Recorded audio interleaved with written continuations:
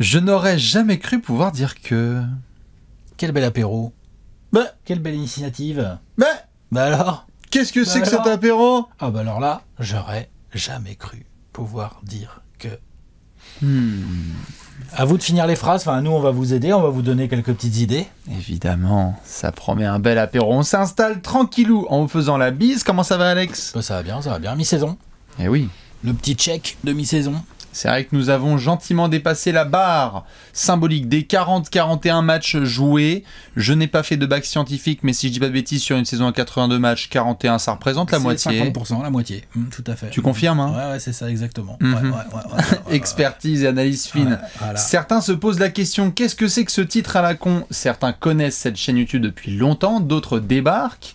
Et donc, nous Bienvenue. avons un concept, tout à fait. Bienvenue. Vas-y, redis. Bah, bienvenue. Bienvenue, tout à fait. Bienvenue au nouveau. C'est vrai qu'il y en a peut-être qui se disent, c'est Que la vous première soyez saison. Basket sur X YouTube. ou pas, n'ayez pas peur. Tout à fait. De toute façon, on est tous le Basket X de quelqu'un.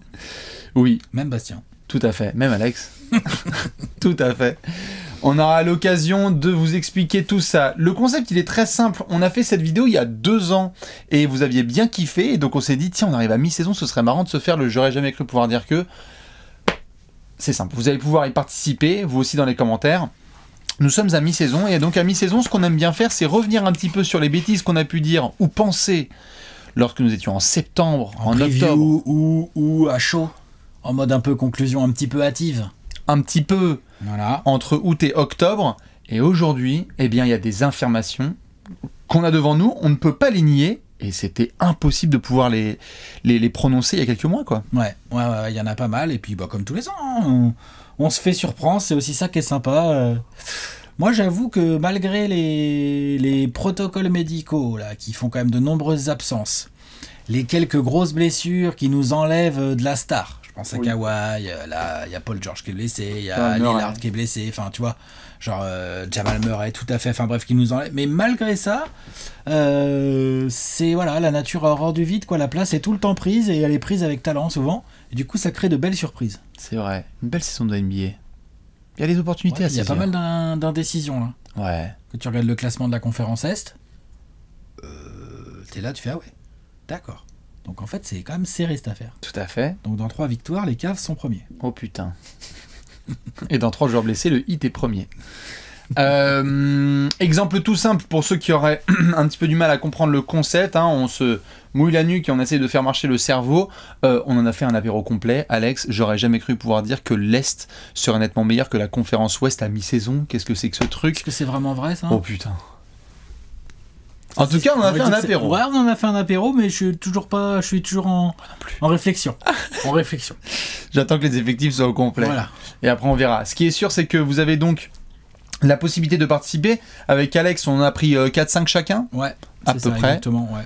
Le but, c'est de se marrer. Le but, c'est aussi de se détendre un petit peu et de revenir sur ce qu'on avait pu affirmer et penser, parce que on est tout le temps dans la culture de l'instant. On se dit, ouais, non, mais je pensais pas du tout ça la semaine dernière. Mais en fait, si, on avait différents modes de pensée. Alex, par exemple, en septembre, j'en sais rien, moi. Il y avait forcément des previews dans lesquels on se disait, tiens, cette équipe, on l'attend beaucoup plus haute. Ou ça, là, on s'y attend pas du tout. Putain, tout le script. Chaque saison, en fait, apporte un script différent. Ouais. Et puis des éléments déclencheurs qu'on ne voit pas forcément venir, des groupes qui cliquent bien, des groupes qui cliquent pas du tout, des nouveaux coachs où on se dit ah yeah, c'est tout ça, c'est bien, et puis en fait bah tu regardes l'équipe jouer, tu fais attends, je comprends pas. Mince, Merde. tu vois, ouais, tu vois. Je pensais pas. Ouais. J'aurais jamais cru pouvoir dire que. Et donc, on va pouvoir commencer si t'es chaud. Vas-y. Je jette le bébé dans le bain, évidemment, avant de te tendre la perche. Comme ça, les gens, ils vont partir en folie dans les commentaires. J'aurais jamais cru pouvoir dire que Jarrett Allen ferait une meilleure saison qu'Anthony Davis. À toi la parole, Ouais. Alex. T'es vache, il est blessé, Anthony. Allez, vas-y, commence. J'aurais jamais cru pouvoir dire que les Pacers de Rick Carlisle seraient aussi horribles à regarder jouer. Mais du coup, c'est Carlisle. Aussi dégueu à regarder jouer en termes de résultats, en termes de fond de jeu.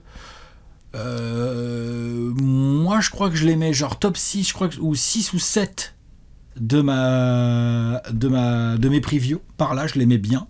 Parce que je me dis, bon, l'effectif, ils se connaissent. Ils ont gardé quand même pas mal de joueurs. Ils sont sur un travail dans la durée. Ils n'ont pas été satisfaits de leur coach, ils l'ont tout de suite dégagé. Ils prennent un coach d'expérience qui connaît, qui revient à la maison, je veux dire Rick Carlisle, qui vient avec des vrais principes de jeu, une philosophie, quand même. plutôt bien fonctionné à d'autres endroits, hein, notamment au Texas.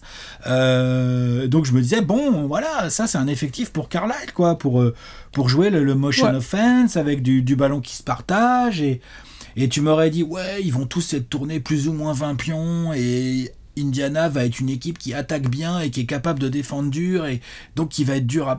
Voilà, j'étais dans ce délire. Bah non. Les Pacers, je me demande, mais non, en fait, je suis sûr. Je pense que les Pacers sont ma plus grosse déception cette saison. Déception? Ah ouais, putain, je suis déçu. Déçu. Deux équipes qui me déçoivent plus.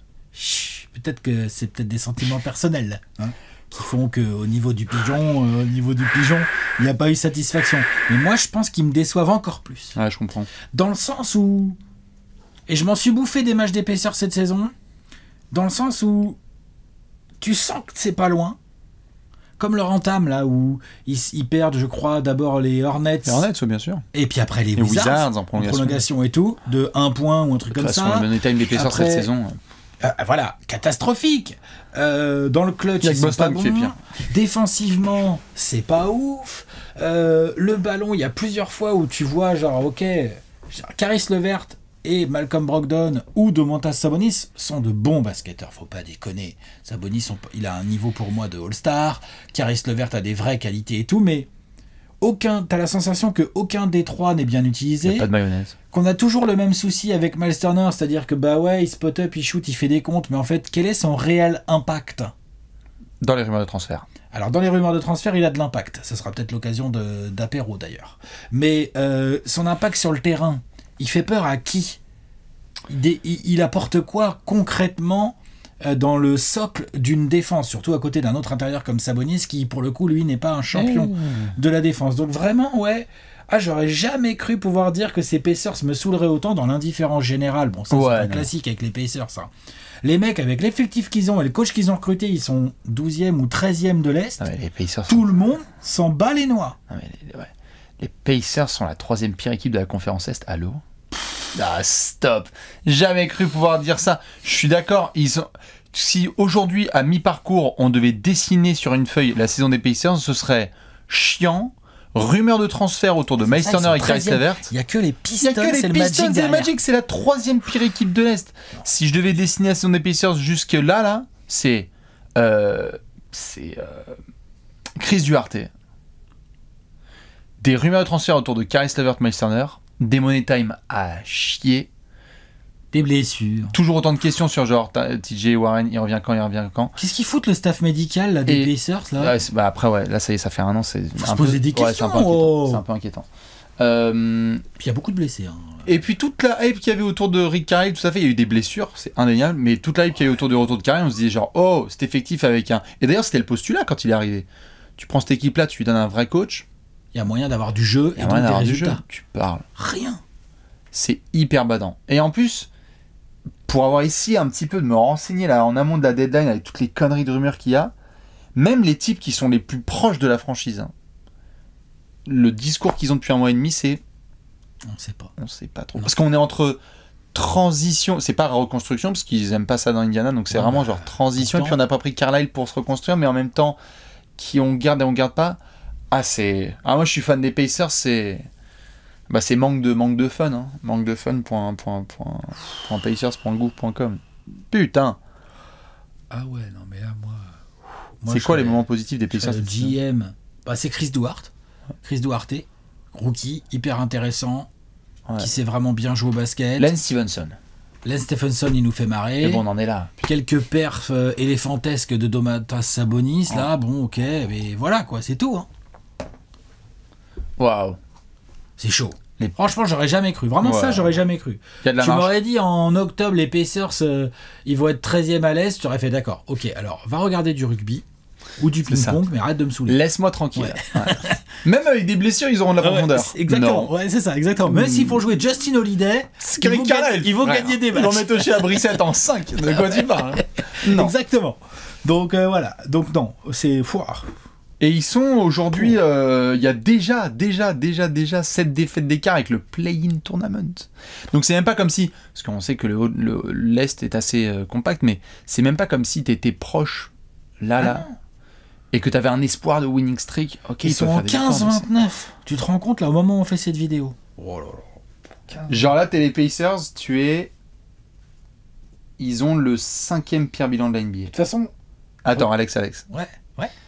Il y a que OKC, Houston, Orlando et Détroit qui ont un pire bilan que Indiana cette saison. Et ils sont plus proches. Ah. Ils sont plus proches De la mort que de la vie. des Pistons que des Hawks qui sont 12e. Voilà. Non, t'es méchant, il y a 5 victoires de... Ah non, t'as... Non, il y a 4. Pardon, il y a 3,5. Ouais. Non, autant pour moi. Ils sont plus proches des Hawks, à une demi-victoire près. Ouais, mais ils sont aussi proches des Hawks que des Pistons. En fait, c'est ça. Hein? Voilà. What? Waouh. Ah, c'est chaud. Donc voilà. Donc, ma plus grosse déception. Et j'aurais jamais cru. Ouais. Martin Luther King Day, les Pacers sont pire 5 worst 5 de NBA. Terrible pour les fans. Et pour une fois, putain, ils vont se foutre de notre gueule en plus, parce que à chaque fois, les Pacers, tu sais, on les sous-estime dans les 30 previews. Là, et ils disent, ouais, bande de bâtards. Je te les mets en playoff, tu les mets bien, je parle de jeu et tout. Rick Carlisle, Oshie Brissett, ça va le faire, Sabonis, le pick and roll, Brogdon et tout. Tiens. Rien. Voilà, bah, restez sur vos tracteurs, là. Vive la deadline. De nous saouler. De ouf. Vive la trade deadline. Wow. On va voir où va aller Miles Turner. Là, moi, je suis Pritchard. Là, moi, c'est bouton rouge. Hein. Ah, vous voulez Brogdon? Allez, question. Ok. Là, vous voulez la verte? Allez, vas-y, c'est bon. Tout à fait. Vous voulez Sabonis? Pas de problème. C'est parti, on y va. Là, on en reparlera dans les prochaines vidéos. Malcolm Brogdon est intransférable cette saison pour des raisons contractuelles. Ah oui, pardon. Ok, oui. Mais par contre, oui, pour le reste, je veux dire, Sabonis a dit si je dois être transféré, il n'y a pas trop de problème. Caris LeVert, tu sens que c'est vraiment un grand fan de Rick Carlisle. Et puis Carlisle a dit vas-y, on va donner la chance aux gamins avec Duarte et Jackson. Donc, dans les Pacers, c'est. Je suis bien d'accord. Je t'en envoie une? Allez, vas-y. Je n'aurais jamais cru pouvoir dire que, au moment de tourner cette vidéo de mi-saison, les Bulls, les Chicago Bulls, sont numéro 1 de la conférence Est. Pardon, excusez-moi. Combien de temps? Mais ouais. Oui, ils y sont encore. Stop. On est à mi-saison, Alex, et devant les Nets, devant les Bucks, champions en titre, devant le Heat, devant les Sixers, devant les Knicks, devant les Hawks, devant toutes ces équipes, les Celtics, mais enfin genre, on a fait les 30 premiers en 30 jours, on a tous discuté de cette histoire de compatibilité entre DeRozan et Lavin, il n'y a quasi aucune story aussi folle que les Chicago Bulls de DeMar DeRozan et Zach Lavin et compagnie sur la première partie de saison. Ils sont forts, ils sont excitants à la mort. On en a déjà parlé plein de fois, on a fait un apéro, et les fans sont en PLS depuis ce Trash Talkers. Tu remarqueras quand même que le cœur... Mais pour rien, c'est les blessures. Le cœur, c'est de retour fort. Oh, ça va. Les Bulls? Pour les Grizzlies, ça va. Hein. Les Bulls prennent tarif. Les Grizzlies, ça va. Les Grizzlies, ça va. Donc les Bulls, remettez-vous en question. Peut-être que c'est aussi l'équipe qui ne tient pas le Trash Talkers. C'est ça. Un Trash Talker, ça se tient. Ce qui est sûr, c'est que Alex, on est au Martin Luther King Day et les Bulls sont numéro 1 de la conférence Est. Pardon, il y a de la défense, il y a de l'attaque, on l'a vu dans la construction de ce groupe avec Arturas Karnisovas, on se demandait comment ça allait se passer.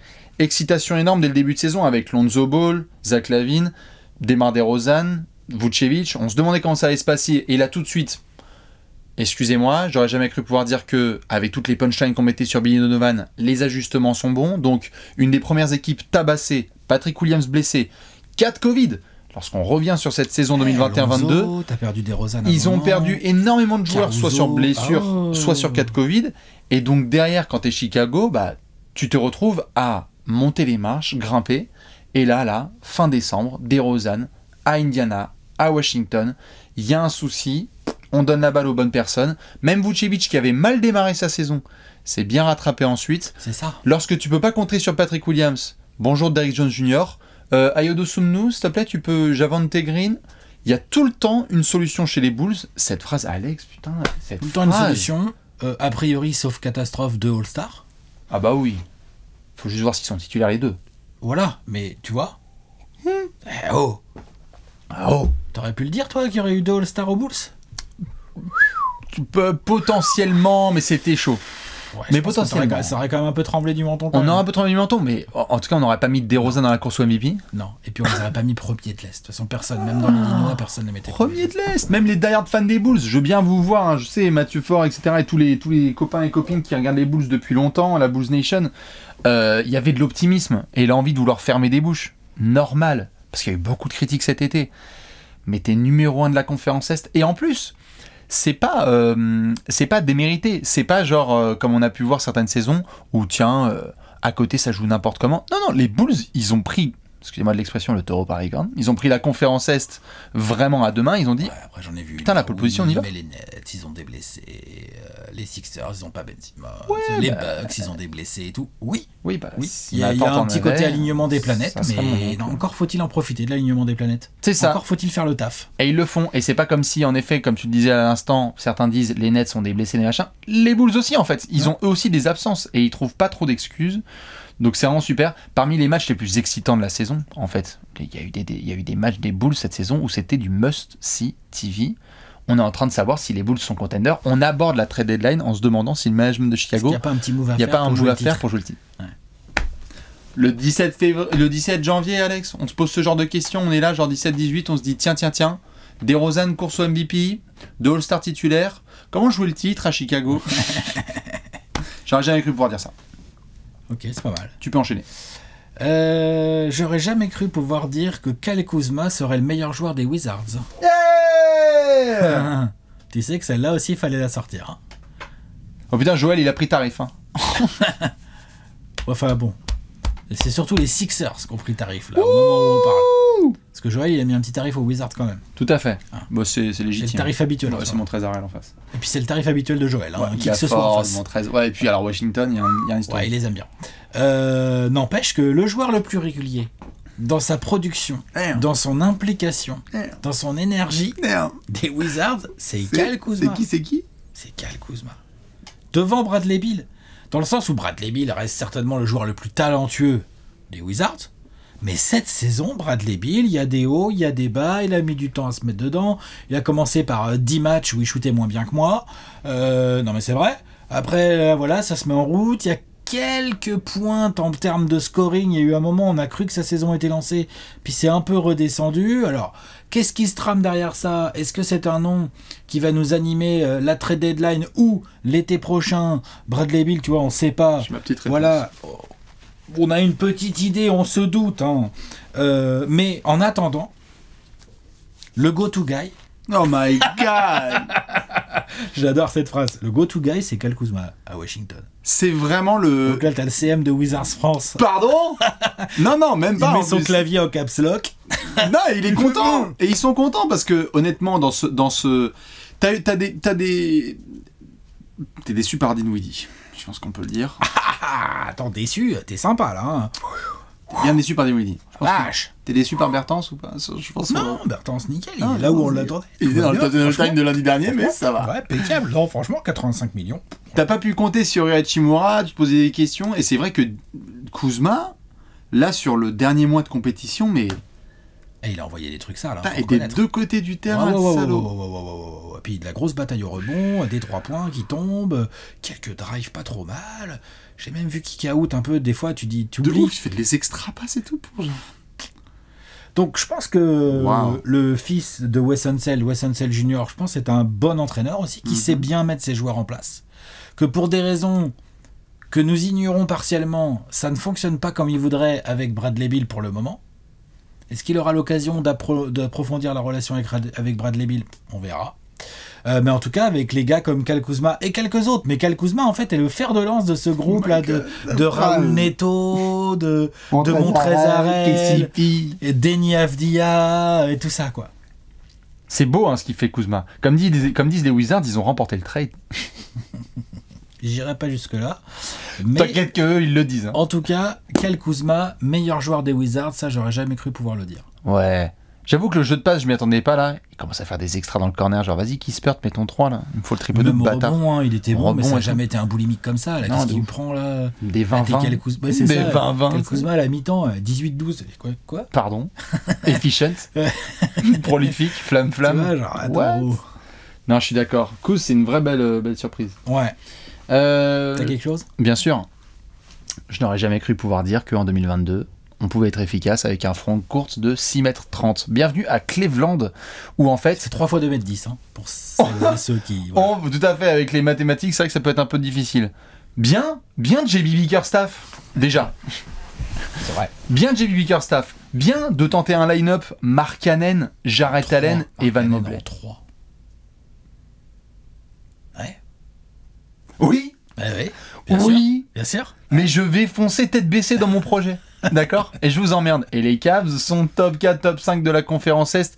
Ils sont sexy, on Avec les a une vus vraie sur les défense. MLKD, avec une vraie défense, avec un vrai impact des deux côtés du terrain, avec une belle harmonie autour de Darius Garland.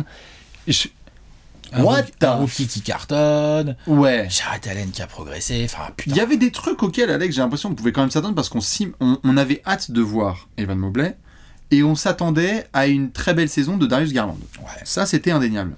Mais de là à dire, ouais, on a fait un apéro de Howard's demi-saison et JB Bickerstaff, il est bien placé, quoi. Extension de Bickerstaff, extension de Kobe Altman, extension de tout le monde, là. En gros, ils sont sur la voie royale.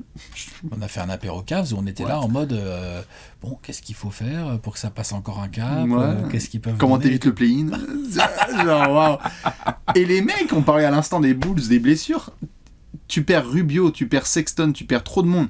Ils ont réussi à redonner de l'espoir à Kevin Love, qui fait une super saison en sortie de banc.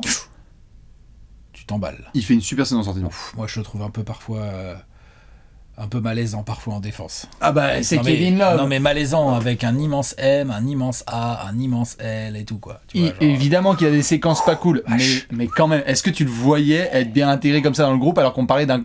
Je veux dire, personne ne parle là du contrat de Kevin Love. non là. mais peut-être qu'on devrait. Peut-être qu'on devrait, mais là, on n'en parle pas. Non, mais cette je suis saison. d'accord, on en parle C'est pas. la mécanique de... Il a mis 3-4-3 points et on parle plus de son Ah, contrat, t'es dur. il s'en sort très très bien. T'es dur. Ah, bah, moi je suis peut-être Bon dur. vétéran sympa. Ouais. Bon vétéran bien. Mais bon, Cadre bien le groupe là. 30 millions. c'est ça en fait. C'est pas mal. Ce qui est sûr, c'est qu'ils ont quand même bien réussi. Ils ont quand même bien réussi à suivre leur idée de. Ouais, non. En fait, on a vraiment récupéré Lauri Markkanen dans ce trade à trois équipes là, vous savez, avec Larry Nance Jr. qui est parti à Portland et Derrick Jones Jr. qui est allé à Chicago. Finalement, tu regardes le transfert, tu te dis putain, c'était un sacré trade en fait. Markkanen en 3, Evan Mobley en 4, Jarrett Allen en 5. Donc Jarrett Allen va être All-Star, peut-être. Evan Mobley va peut-être être rookie de l'année. Va peut-être être rookie de l'année. Et tu vois ce front de courte. Et moi, j'avoue que c'est censé être une punchline. Moi, je le revois encore. Je me dis, mais attends, mais les mecs, je pense qu'à un moment, ils vont arrêter leur blague quand même. Ouais, puis ce Les mecs, ils disent, non, on y qui est va. intéressant, c'est qu'en plus, Ça joue vachement bien. Putain. putain, il fait rentrer les Dylan Windler et Cedi Osman et tout, il bricole. Du coup, en fait, t'es là, Lamar. tu regardes les Cavs jouer, tu dis putain, ils ont pas Rubio, ils ont pas Sexton, ils ont quand même un peu de profondeur, ces cons-là quand même. Public de dingue, ça joue bien en déplacement. Ils ont mis des tollés. Allez revoir tout l'agenda des Cavs depuis le début de saison. Ils ont mis des différentiels à certaines équipes, mais vraiment, genre, on se déplace chez vous et on a une seule ambition, c'est de vous taper sur la Et gueule. là, le MLKD, hein. Fin de match Là, serré, là, c'est wow. Harden qui craque. Okoro. C'est Harden qui craque. Okoro, il fait non, c'est bon, je m'occupe de Kyrie. Bon, Kyrie, il fait quand même grave son match. Attention, c'est pas ce que je veux dire. Je dis juste que la défense d'Okoro sur Kyrie Irving dans le Money Time, c'est une défense de daron. Tout à fait. C'est pas une défense de genre je suis rookie, enfin deuxième année, pardon. Tout à fait. Et deuxième année. Putain. Et ça suit derrière. Parce que quand tu te fais à la limite dépasser, bah t'as Evan Mobley qui est hyper vertical. Qu'ils ont eu des switches à un moment défensif où je me suis dit, oh, ça a pu le transfert parce que c'était Jarrett Allen versus James Harden, qui il y a un an était quand même dans le trade Brooklyn, Houston, etc. Donc c'est vrai que là, les Cavs, cette espèce de sauce un peu bizarre concoctée par J.B. Bickerstaff, bon, celle-là, j'aurais jamais cru pouvoir dire que les Cavs seraient à ce niveau-là avec un front de courte pareil. 6 mètres 30, on est en 2022, les frères. Bah, y a pas de problème. Vas-y, je t'en prie. J'aurais jamais cru pouvoir dire que Miles Bridges ferait une meilleure saison que Tobias Harris.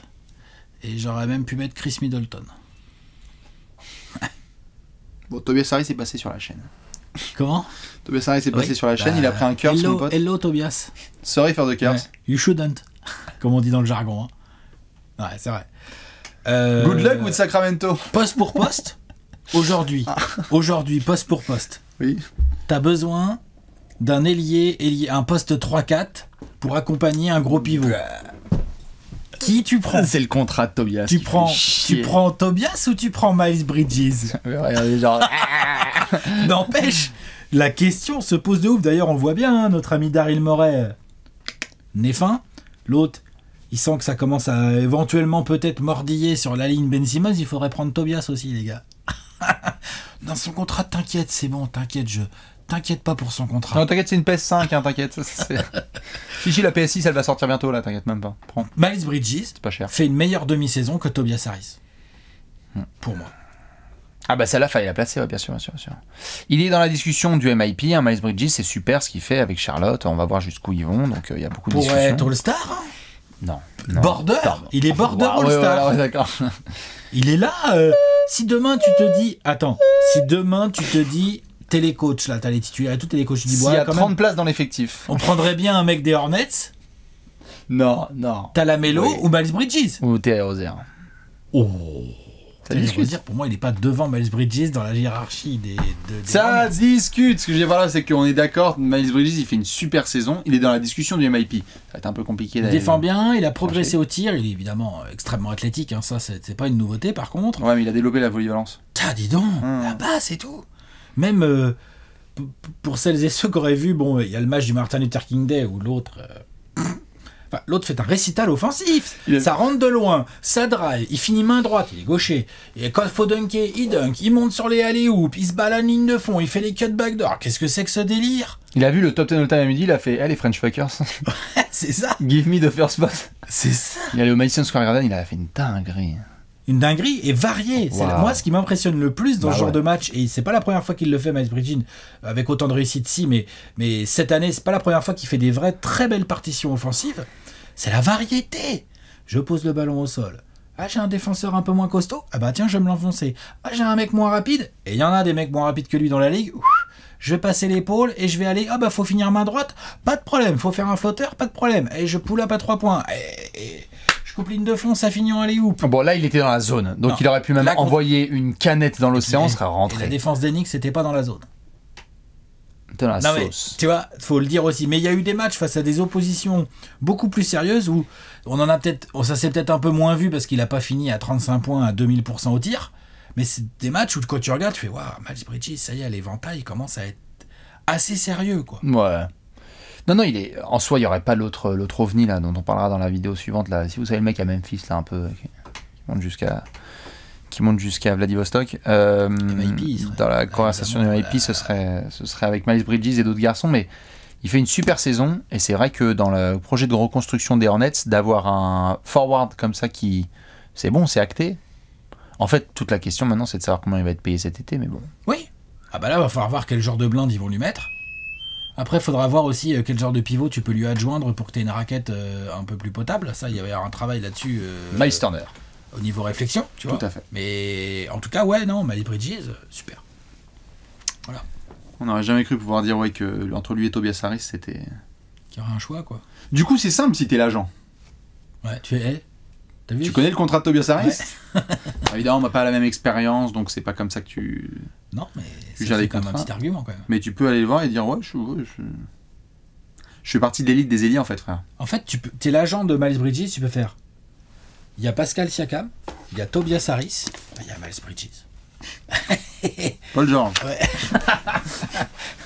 Non mais, franchement, Siakam. tu peux faire, attends, me parle pas de 18 millions par an, arrête tout de Middleton. suite, range tes 18 millions par an, là. Ouais, c'est ça. C'est ça, hein. Range tout de suite tes 18 millions. Tu veux la perspective Ouais. de je suis plus là? Ouais, voilà, c'est ça, exactement. Genre, comment ça, il n'y a pas 6 chiffres? Alors, c'est mal compris. Pardon, 7 chiffres. J'ai du mal. 9 chiffres. chiffres. Attends. Oui, C'est c'est 9 ça. chiffres. Il va avoir 9 chiffres. hein. Ouais, Ah. ouais, sur 5 ans, il va y avoir 9 chiffres. Direct, c'est en train de bugger devant le PC. Ouais, sur 5 ans, il va y avoir 9 chiffres. Ouais. Ouais. Mérité. Et évidemment, on retrouvera Tobias à la trade deadline. Pas de cette année, de la suivante, parce que faudra aller le chercher le contrat. Ça va être un peu compliqué. Qu'est-ce que t'as d'autre? J'étais obligé d'en caser une pour mes Hawks. J'aurais jamais cru pouvoir dire que j'aurais été aussi déçu à un tel point de la saison, et que surtout, il n'y a que 2 ou 3 équipes qui défendent moins bien que les Atlanta Hawks C'est vrai que... à la mi-saison. Qu'est-ce que c'est que ce merdier? Ok. J'en avais parlé. Peut-être que si ça continue sur cette tendance, on fera un gros apéro. Un gros napéro. Et à ce moment-là, je lâcherai toutes les insultes de grand mort de l'histoire parce que le niveau de frustration est maximal. On les a vus en finale de conférence. Moi, je suis T'as ta désolé. lettre pour Macmillan ou pas? Non, je suis en débassage, j'ai mon billet d'avion. Tu vois, ça a pété un câble. N'importe quoi. On a tous vu l'équipe qui était en play-off. C'est même pas comme s'il y avait eu des grandes modifications. C'est même pas comme s'il y avait eu des grandes modifications dans l'effectif. Tu es dans la continuité, tu as prolongé. Tout le monde est là. Il vient d'avoir un transfert de Cam Reddish, d'accord. On va voir s'il y en a d'autres qui vont être transférés, très probablement. Mais défensivement, c'est une honte. C'est une honte. C'est impossible. Il y a un syndrome grosse tête. Il y a plein de joueurs qui se prennent pour ce qu'ils sont pas. Ah, c'est possible ça, je suis d'accord. Ah bah je peux te le confirmer. C'est vraiment, il y a de plus en plus de rapports qui disent, en fait quand tu te pointes à Atlanta, il y en a plein qui disent genre, c'est bon en fait. On avait déjà parlé au bout de 2 semaines de la saison du fait qu'il y en a qui disaient, la saison régulière c'est un peu flemme. Mais les frères, vous avez fait quoi? Atlanta, ils disent Qu'est-ce que vous avez fait? C'est clair. On n'a pas fait une finale de conf en 70 ans. C'est chaud, c'est chaud. Tu fais une finale de conf et les gars sont là genre, envoyez playoff. Envoyez quoi? Bah ouais, on voit bien 12e. Exactement. Voilà. Donc du coup, tu peux pas compter sur Clint Capella qui est sur une jambe et qui du coup fait une saison nettement moins bonne que la précédente. Merci pour le contrat. Clint Capella. C'est un cran en dessous. Hein. C'est un bon cran en dessous. T'as pas pu compter sur DeAndre Hunter, donc ton deuxième meilleur défenseur, parce que bah il s'est blessé. Tu peux pas compter sur Cam Reddish qui avait été bon défensivement parce qu'ensuite il a annoncé déjà pendant l'été qu'il voulait bouger et ensuite il a pensé à ses stats. Et donc derrière, il faut que tu fasses confiance à Bogdanovic, Gallinari et Trae Young. Spoiler, ça ne défend pas. Donc en fait, il y a un espèce de... Il y a eu... Ok, là, il vient d'avoir une victoire contre Milwaukee, super. Et merci les Bucks pour le Money Time, c'était un cadeau. Waouh, c'était un rêve, comme MLK, carrément. Mais défensivement, si tu mets moins de 60 points à la mi-temps sur les Hawks, c'est que tu as un gros problème d'attaque. En fait, le problème, c'est que défensivement, entre la méforme visuelle évidente de Capella, les blessures de DeAndre Hunter, on redécouvre aussi certaines limites de notre ami Macmillan. Bon voilà quoi, il sait pas improviser, il sait pas bien s'adapter. Et là du coup, ça fait beaucoup de mal à l'équipe parce que tu peux pas commencer, j'ai vu des critiques, oui mais Trae Young et tout machin. Oui, Trae Young en premier rideau, c'est pas terrible. Mais c'était déjà le cas l'année dernière. C'est vrai. C'est pas vraiment... Oui, Bogdanovic, bah ouais, c'est pas un défenseur incroyable. Non, mais t'arrivais à compenser en fait. Mais en fait, t'avais une organisation globale et un côté collectif d'entraide qui marchait, qui fonctionnait, qui faisait que les Hawks avaient, ils abordaient de manière intelligente leur défense. Ils l'ont montré notamment au premier tour de play-off contre les Knicks où... Vraiment, ok, ils ont envoyé, DeAndre Hunter a vraiment fait vivre des cauchemars à notre ami Julius Randle, mais il y avait aussi une compréhension collective de ce qui se passe. Capella, et tout. Bien sûr. Est-ce que John Collins, là, défensivement, ça va, mais c'est pas aussi... Non, mais ça va, mais ce que je veux dire par là, c'est que quand on cible un joueur, c'est toujours un peu compliqué, mais dans la continuité de ce que tu disais, derrière, ils ont mis Ben Simmons en prison. La preuve, il a pas rejoué au basket depuis. Donc, défensivement et mentalement, il y avait un truc qui fonctionnait. L'année dernière... Je veux dire, Alex, il y a 6 mois, Atlanta était à Philadelphie, perdait de 25 points, ils étaient dans le match. Cette équipe, aujourd'hui, elle perd de 7 points, elle finit à moins 30. Mentalement, il y a un truc qui a complètement shifté. Et ça passe par la défense. Alors là, tu as retrouvé DeAndre Hunter, donc forcément, ça va un peu mieux, parce que l'autre, il est extraordinaire. Il y a Okongwu aussi, qui vient de démarrer sa saison, donc il a fait 2-3 dingueries aussi, notamment là sur Giannis. Donc on va voir sur la deuxième partie de saison, mais... Défensivement, franchement, là, moi, ça y est, j'ai ouvert un compteur. Hein. Certains l'ont vu sur Twitter. Si tu mets moins de 60 points sur les Hawks en première mi-temps, c'est que t'as un problème. C'est que t'attaques mal. C'est que t'attaques mal. Parce que normalement, si tu te balades et que tu fais tourner le ballon et que normalement tu dribbles sans faire 3 pas en gardant le ballon dans tes mains, tu devrais mettre 60 points. Donc, oui, j'aurais jamais cru pouvoir dire que Atlanta serait une des plus grosses déceptions de la saison, serait une des pires défenses de toute la NBA et une des équipes les plus frustrantes à regarder jouer. Voilà. Bah, c'est bien tout ça. Allez manger vos morts. Je t'en prie. J'aurais jamais cru pouvoir dire que Gabe Vincent, Max Truss, Caleb Martin et Omer Yurtseven formeraient l'un des meilleurs 5, l'un des 5 les plus forts de la deuxième meilleure équipe de l'Est. Donc je répète, Gabe Vincent, Max Truss, Superstar. Caleb Martin et Omer Yurtseven. All-Star. Spolstra United. Alors c'est vrai que on a eu beaucoup de critiques quand on a fait les courses au trophée juste avant Noël de la part de la fanbase du Heat. Force est de reconnaître que là sur ce mois de janvier ça leur donne un peu raison. Ce que fait Spolstra avec ce qu'il a, en plus là ça monte au classement et tout. Après il profite aussi de certaines équipes qui perdent de vitesse, mais bref on s'en fout, ils sont deuxièmes. Et ce qui est d'autant plus intéressant, c'est la faculté. Là il y a Butler qui est revenu. Donc c'est un peu Caleb Martin par exemple qui a laissé un peu du temps de jeu, tu vois, mais ça fonctionne direct. Pendant toute l'absence d'Adebayo, ça nous a été l'occasion de découvrir le petit Omer Yurtseven. 2m13, 120 kg, un joueur, ma foi, intéressant. Là, j'ai sorti ces stats des 10 derniers matchs. Là. Futur 70 millions sur 4 ans chez les Kings, hein, bien évidemment. Omer Yurtseven sur ses 10 derniers matchs.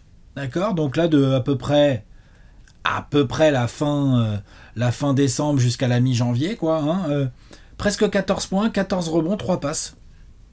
14-14.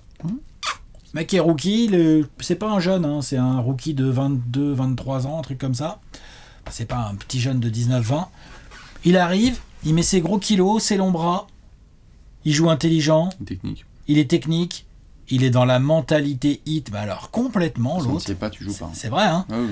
Incroyable. Il s'entend bien avec les Max Truss et les Gabe Vincent. Du coup, en fait, Spoelstra, là où on aurait pu croire que cet effectif du hit pourrait être un peu juste en profondeur derrière Adebayo ou un peu sur les postes externes quand aussi Kyle Lowry ou Butler, tu vois ça. Non, en fait ça va. Il y a Max Truss, il y a Gabe Vincent, il y a Omer Yurtseven. Ils ont toujours une solution. Donc ça, ouais, non. Ça, là, vraiment, Je pense qu'on n'est pas étonné du fait que Spoelstra fasse des masterclass. Ça, on le disait avant que ça tourne. Tu peux pas dire, j'aurais jamais cru pouvoir dire que Spoelstra ferait une dinguerie. Non, c'est sûr. Mais par contre, oui, la phrase que tu dis, genre, on dirait des Sims, genre Yurtseven, Caleb Martin, Gabe Vincent et Max Truss. C'est des gars, no disrespect, mais il y a un problème de shoot avec Duncan Robinson dans les corners ou à 3 points de manière générale. Pas de problème. Il y a des absences, pas de problème. On trouve toujours une solution. Miami a trouvé en permanence une solution. Ils sont numéro 2 de l'Est et on n'a même pas pu tester l'équipe encore. Non. C'est fort. C'est très très fort. Donc ça, voilà. Ça fait partie des j'aurais jamais cru pouvoir dire que. Eh bien écoute, j'enchaîne avec nos amis de Boston. Ah oui, puisque nos amis. Il y a plein de choses à dire sur Boston, mais alors j'aurais jamais cru pouvoir dire que Boston serait un rendez-vous d'humour permanent dans le dernier quart-temps. On parlait des Pacers là tout à l'heure. Petite question pour ceux qui... moins clutch. Ouais. Il y a les Celtics. Petit sondage dans la commu. Indiana ou Boston, qui c'est qui régale le plus dans le Money Time? Boston, c'est extraordinaire. Cette saison, dans le 4e quart-temps, mais c'est extraordinaire le nombre de matchs qui ont été perdus. Leur bilan pourrait être vraiment très différent. C'est-à-dire que mais bien sûr. Sur des... J'ai même pas envie de commencer à les citer parce qu'il y en a trop. Des Bulls où ils mènent de 18 points et ça perd. Des Spurs où ça mène et ça finit pas après interception sur un layup de la fin.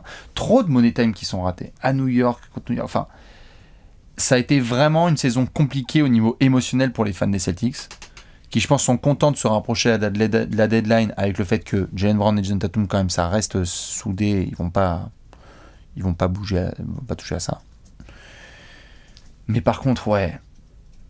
C'est étonnant de voir des gars qui ont autant d'expérience, parce que quand même s'ils ont moins de 25 ans, Tatum et Brown, ils ont quand même un bout d'expérience en NBA, de voir cette équipe, mais se liquéfier dans le Money Time. Smart. Mais putain. Même à Horford, hein. Schroeder, il fait plutôt du bien dans l'ensemble, dans les fins de match. Moi, je veux dire, Schroeder, dans le rôle qu'il a, je trouve qu'il remplit son rôle, moi. Après, je te dis pas que... Je préfère limite Josh Richardson, tu vois. Josh Richardson, il fait grave son boulot. Ouais.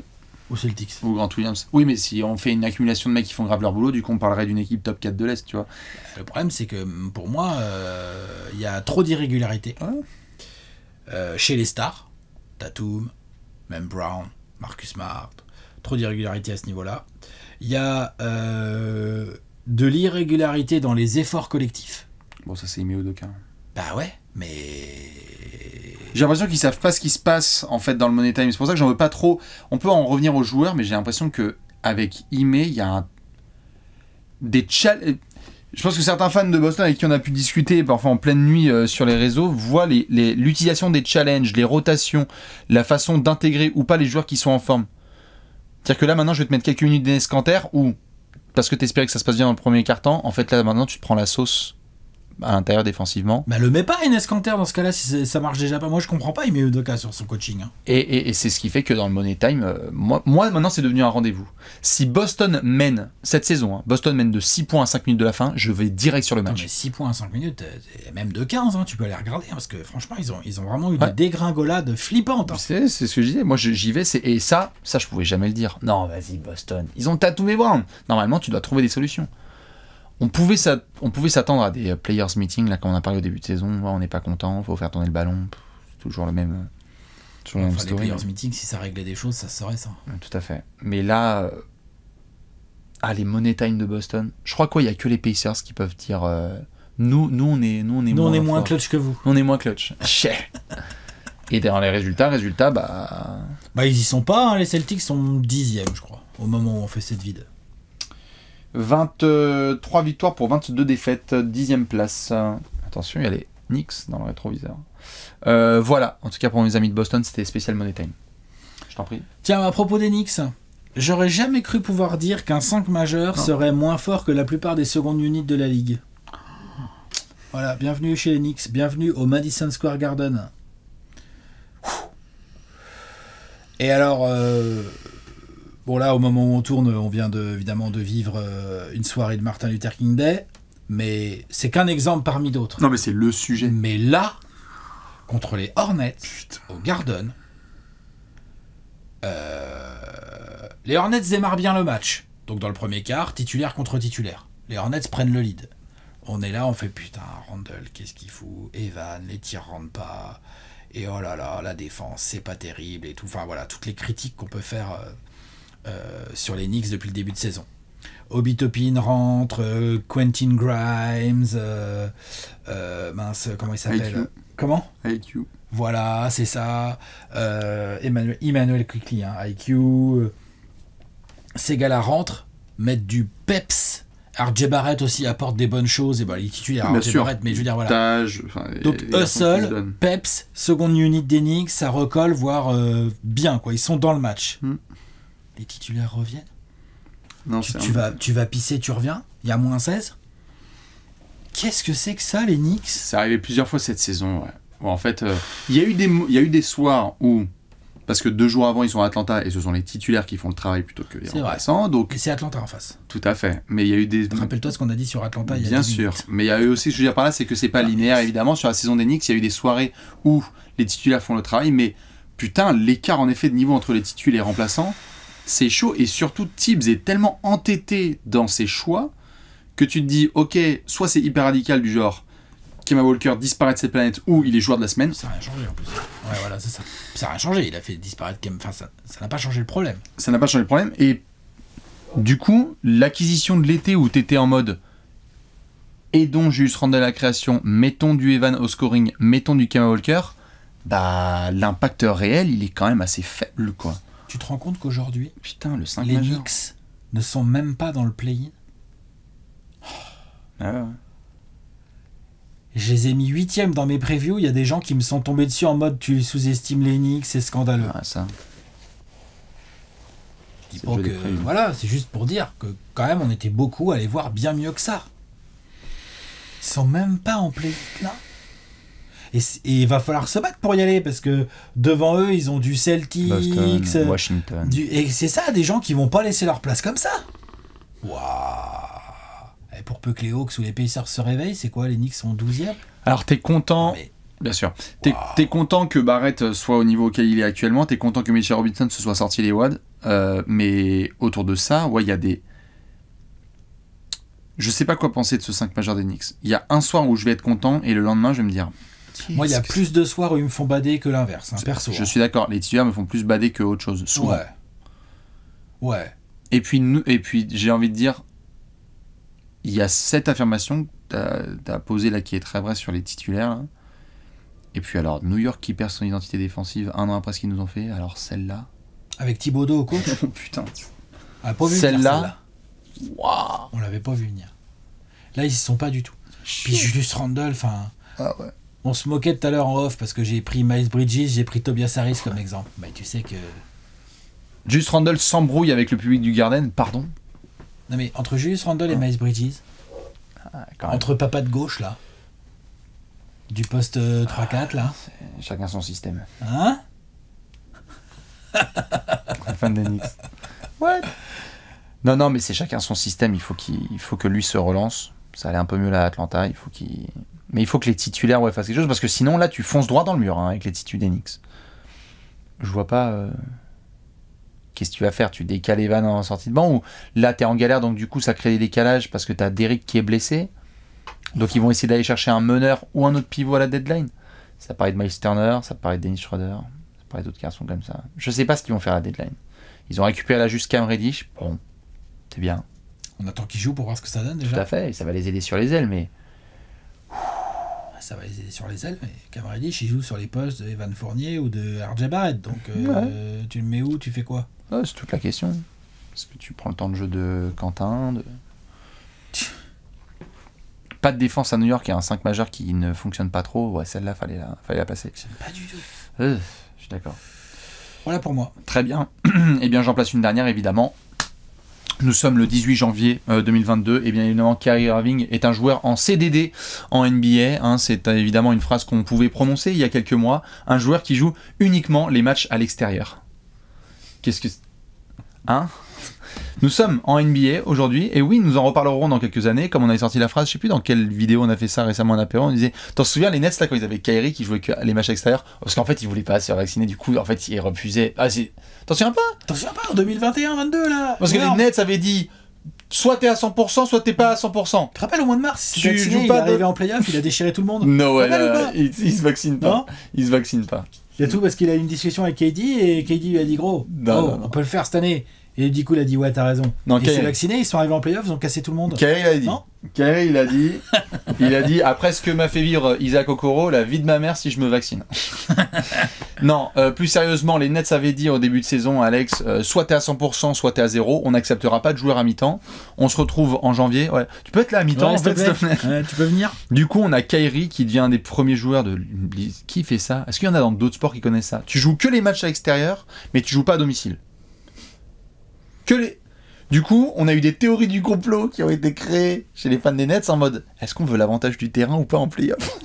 Comme ça, en 4 Game 7, on a Kyrie Irving. Genre, what the fuck? C'est clair, c'est incroyable. Du coup, les Nets, d'avoir ça, c'est assez incroyable parce que je pensais jamais pouvoir dire ça. Moi, je pensais qu'il y aurait plus eu de chances qu'il y ait un transfert ou pas du tout de jeu cette saison que tu joues que les matchs à l'extérieur. En termes de rythmique, là, c'est incroyable.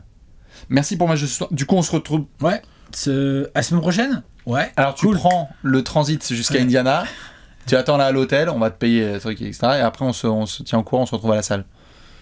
Et puis là ils vont beaucoup se voir parce qu'il y a beaucoup de matchs à l'extérieur, mais putain ouais, c'est assez étonnant cette histoire de CDD. J'en cale une évidemment pour Ben Simmons, pareil, hein, Ben Simmons n'a toujours pas joué au basket et on est fin janvier. Oh, celle-là fallait la placer. Hein. Ouais. Putain, s'il te plaît. La dernière fois qu'on l'a vu jouer, il était flippé par triangle sous l'arceau. C'est ce qu'on dit à Philadelphie, hein. Quoi, fuck le process? Hein? Wesh Moret. Putain. C'est terrible. Tu en as d'autres? Ou non, c'est bon? Non, on est bien, je pense. On a fait un petit tour un peu sympa, là. Hein. On a fait un tour un peu sympa de la conférence Est. Évidemment, quelques classiques des bonus. Hein. Corey Joseph Le Goat du côté de Détroit. Franz Wagner, c'est le projet d'Orlando. Hein, quand même. Bien sûr. Faut le dire. Je veux dire, fuck Jonathan Isaac, tout ça. Non, c'est bon, on a le Cole Anthony, tout ça. C'est... Non, on a le nouveau Larry Bird. On a, exactement. On peut se faire chier. J'allais le dire. Non? Franz Wagner. Larry Bird est plus athlétique. Tout à fait. Franz Wagner dans la course au rookie de l'année, hein, quand même, ça c'est... Je sais que la course est peut-être...